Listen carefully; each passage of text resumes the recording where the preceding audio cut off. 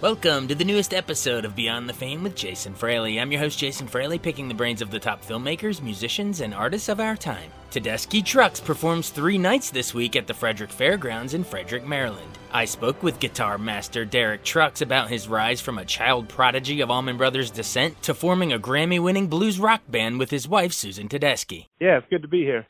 Well, I want to take it all the way back to the beginning. Obviously, you're the nephew of Butch Trucks of Allman Brothers Band. God, one of the greatest bands of all time. How much did you actually listen to them growing up? I mean, obviously, it's your uncle founding the thing, but how much are you aware of that? Like, what age does it start to actually, percolate for you that you say, oh, wait a minute, I'm part of this legacy here? I mean, that music was always around. It was always in the house. It's the first stuff I remember hearing, so it was never not there. And my dad was a huge fan of that music. He was, he was up at those Fillmore shows, and it meant a lot to him. So it always felt unique and special. I think, I came into it when I first started playing music. That was always in the background for sure. Do you have a personal favorite Allman Brothers song? Probably not a song. That Fillmore East record and Eat a Peach were the ones that I always loved hearing and still do. It goes back and forth. There's a handful of great ones. That studio version of Blue Sky is pretty hard to beat. Were you named after Clapton, Derek and the Dominoes? No, I think that's true. Certainly the spelling came from that. But yeah, that was the other record that was in heavy rotation in the house when I was born and growing up. So yeah, that factored in too. Awesome. Now, describe the story for our listeners. Try to paint a visual picture for me of, where you are when you get your hands on that first guitar. It was kind of not that interesting of a story. I was, my mom would, we on the way home from school, if she'd see a garage sale, we'd stop in from time to time, and I think I had $5 in my pocket, and there was a really crappy guitar laying there. It was the only thing interesting. I didn't really have a huge drive to play at that point. It was just it wasn't a good garage sale, and there was nothing for a 8-year-old other than a guitar with 4 strings on it. So that's how it started. I brought it home, and my mom told me that my dad played a little bit, and if I bugged him, he would show me how to string it up and make it work, and that's how it started. It really wasn't me wanting to play. It just kind of fell into my lap, and then when you're that age, sometimes you take the things. Sometimes things are they feel easy or natural, and you just roll with it. It's that way with sports sometimes, and it was that way with guitar. And then my dad had a few friends that played in local bands. One of the guys played in a band with my uncle in the 80s, a band called Trucks. This guy's name was Jim Graves. Still lives in the area down here. Great guitar player, but he was the first guy that came over and taught me, what the strings were, what the notes were, and just how to play cowboy chords. And I started sitting in with him at, local clubs, and that's kind of how it got rolling. You mentioned that it sort of just kind of came naturally. You made the sports analogy for some people. Like, I've always wondered that, you're one of the greatest guitarists of all time at this point, but I've always wondered that whether, if it's something you're born with or if you truly believe that it's something that you can hammer away at and get better, like advice for other guitarists. Is there an element that you think that you're just naturally gifted, or how much can you make up for it with just busting your ass on the guitar? It's different for different people. I wasn't somebody that practiced a ton. But once I started playing, it was always there, and I always played. So I logged the hours in different ways. But I know people that, just didn't seem to have it in the beginning, and they worked until they did. I think you can come at it in any way. I think really it's about staying with it in the drive. I don't, some people might get there a little quicker, but as long as you get there, I don't think it matters. Right, exactly. So all right, so you're at this young age, you're practicing here just to keep moving chronologically. Some people are starting to call you a little bit of a child prodigy, but to your point, you're just loving the music. I think you get your first paid gig at 11. Is it true you started using the slide because your hands were a little small on the guitar? Is that how you got around it? When the guitar player that brought over a slide for the first time showed it to me, that definitely was a part of it. I think I was 9 or 10 when I first started playing slide, and yeah, it made more sense. And then all those sounds I were hearing on the Allman Brothers records, all that Duane Allman slide stuff, it all of a sudden made sense to me. So that was it too. It was a combination. But it was definitely easier for me to play slide at that point than straight guitar. And the guitar I had, it was hard to fret that thing. It wasn't very nice. So. What was it like? I mean, to be like a early teenager, I think like 13, to play across a guy like a legend like Buddy Guy. Buddy was amazing. I mean, he still does this. He takes young musicians under his wing, and he shows you the ropes, and he's incredible. I mean, I learned a lot from being on stage with him.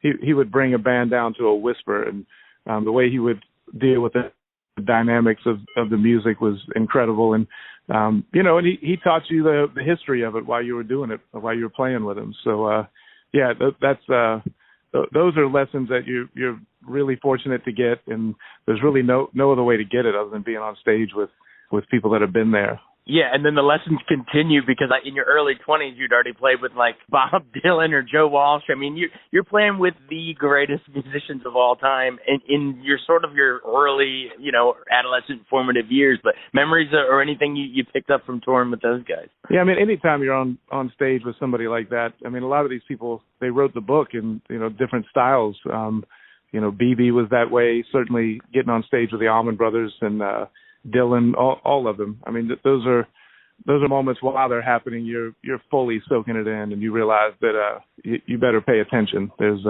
lessons here, and some of those moments you realize these are stories I'm going to be telling my kids and their kids.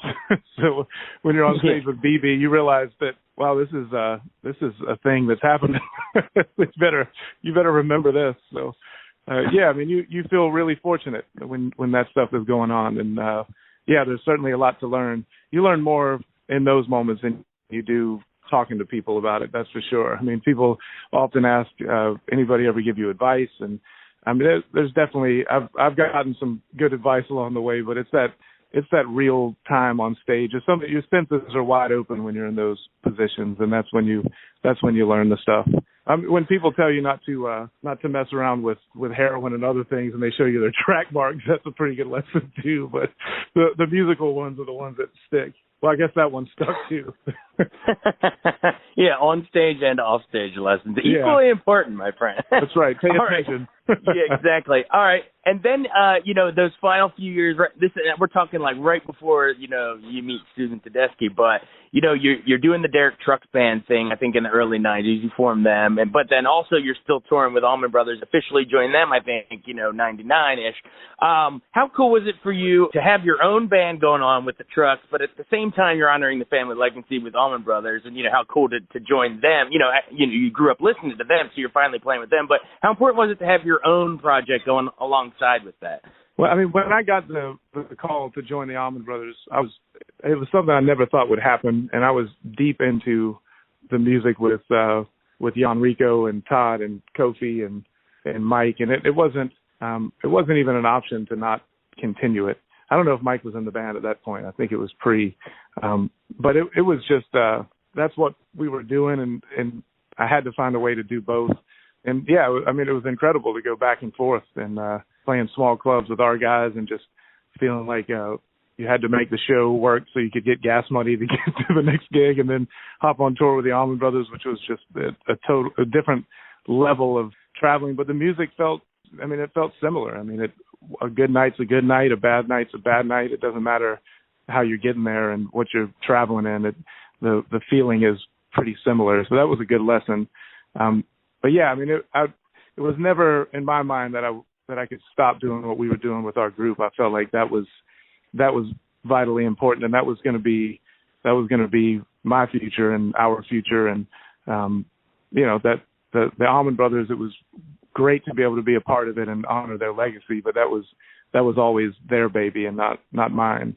For sure. All right, we finally reached to it now. That the life-changing moment. When did you meet Susan Tedeschi? What was that initial encounter? Well, I'd met her once before at one of my band shows at Smith's Old Bar in Atlanta. I met her briefly, and then she was on tour opening for the Allman Brothers that first year I was in the band. So that's when we really connected. Out on the road for months at a time, and seeing her do her thing, and You don't meet many people that have that going on, and not many women know who Howlin' Wolf is and Wayne Shorter, so that helps. Nice. I know you were doing Soul Stew Revival at first. Why'd you make the switch to call it Tedeschi to get your guys two, names and family legacies in there? When we did Soul Stew, we were just kind of dipping our toes in to see how it would feel to, be on the road and put a band together. And we still had our own groups at the time.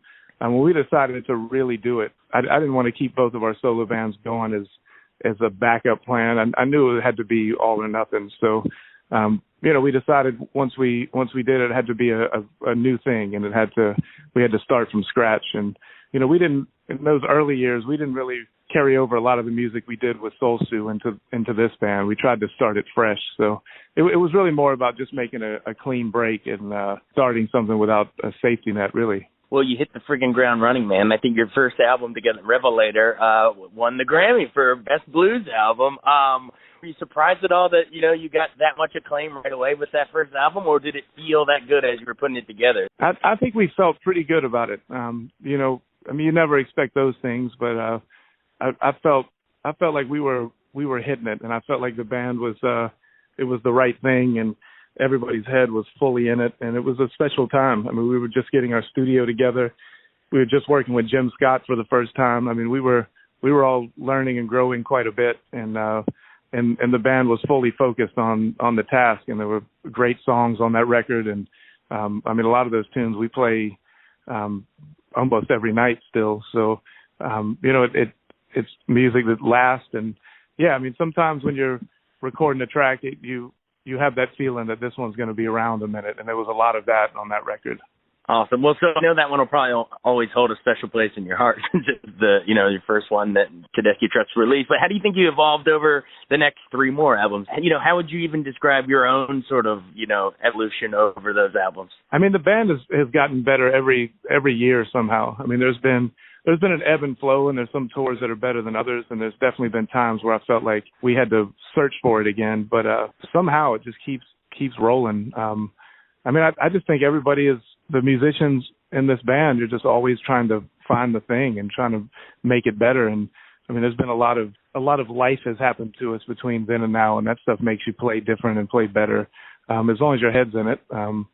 But yeah, somehow the band just keeps getting better. These last few tours we've done, last year was a difficult year, but the band stayed solid, and the band kind of circled the wagons and somehow got tighter and stronger as a group. And I think you're onto something, and it's a healthy thing when that keeps happening, because that's not always the case. I've certainly been a part of things where there were times where you knew it wasn't getting better musically, and you knew you were kind of taking steps backwards, and you don't know how to fix it. But with this group, we've really never had that problem. It always seems to be sometimes inching in the right direction, and sometimes it's flying ahead in the right direction. But it always seems to be a purpose for some reason. I love it. But remember, one of the big things I think I remember from that festival was Clapton. Do you think that exposed your music to, an even wider audience? Like that thing was awesome. Yeah, that was great timing for this band. The Allman Brothers were originally supposed to do, I think, that second Crossroads that we did. And then Greg got sick, and I think a liver was available, and so we filled in last minute.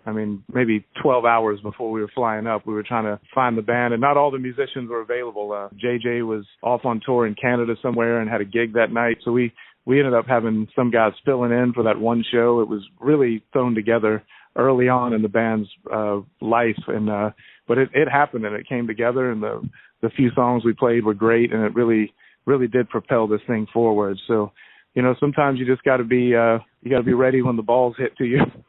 You never know. Exactly. And how cool was it, man? We're a DC station, so I got to ask, how cool was the White House? I guess that was in 2012. Yeah, it's wow. It seems like a lifetime ago. There was actual real music in that place for a while. It was pretty incredible. I was on stage with Buddy Guy and B.B. King, and there was the president and first lady and people in the room that actually understood what that meant and cared about it. And it was, they were honoring B.B. King in the East Room of the White House. And, there were a lot of powerful people in the room, but you knew who you knew who the man of the hour was. And it was a guy from Mississippi. That was an incredible day. And just the way that place felt, it was maybe someday we'll get back to that. It'd be nice to have music in there again. I think it keeps you sane, man. I really think it helps. Music is the medicine, man. Oh, you mentioned B.B. King. I think when you played with him out at the Hollywood Bowl, I think I read something where he paid you the ultimate compliment after you got off stage. He was like, "That's the best. That's as good as I've ever heard the guitar played." I mean, is it strange for you when you see, when you hear someone say something like that, or when you start projecting yourself with the all-time greats, or Rolling Stone ranks you amongst all these that you've admired for so long? Like, it's rare air, man. Can you even see yourself in an all-time, view like that? I mean, that's got to be a little humbling. I mean, you don't think about it often. I mean, the Rolling Stone thing, you don't really know what to make of that. When BB pays you a compliment, that feels different. I mean, that feels like, it's your hero, and it feels like real validation. And if anything, it just makes you feel like, all right, we're on the right track. You can do what you're doing confidently and not overthink it all the time. So, but yeah, those things actually give you a little bit of juice going forward. And you think about those, or you feel it differently. You also look over your shoulder to see if he's talking to somebody else. It doesn't fully register. Did he mean me? Yeah, but I mean, he's just one of the sweetest humans of all time, and he's like Buddy Guy and like some of the people we've been lucky to play with. They want that music carried on, and they want people that believe it and feel it and mean it to keep doing it. So, that's when they say those things or do those things, they have a purpose. BB was always that way with Susan too. He would always have her on stage, and when she would sing, he would just light up. And those are, that it gives you confidence to keep doing what you're doing, and you don't really care what other people think if BB likes it or if Little Milton likes it or John Lee Hooker. You're like, those are my people. that's the only ranking I care about. Totally, so. All right, cool. Well, you've been more than generous with your time. Thanks so much. Just sort of closing final question. What can we expect to hear? The beauty of this group is that everyone's always trying to dig deep into the catalog and find tunes we haven't played in a while, or even songs of ours that we haven't broken out yet. Or so it's always different. I mean, we keep track of the set list that we played last year and the last time we're in a room, and you really try to make sure you don't repeat yourself too much.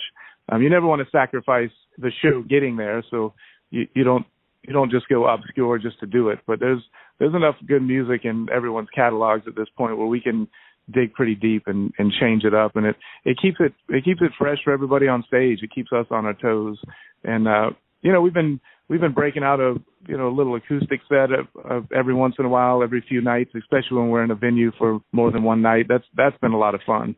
Something nice about hearing the voices when everything else is stripped down around it. And but yeah, just different sides of the band. But there's a lot to dig into. Awesome. Everybody, Tedeschi Trucks Band. Hey, thanks so much. You were great. Thank you, man. We'll see you soon. Thanks so much for joining us on Beyond the Fame with Jason Fraley. Remember to hit the subscribe button and give us a 5-star rating if you like what you hear. We'll see you next time.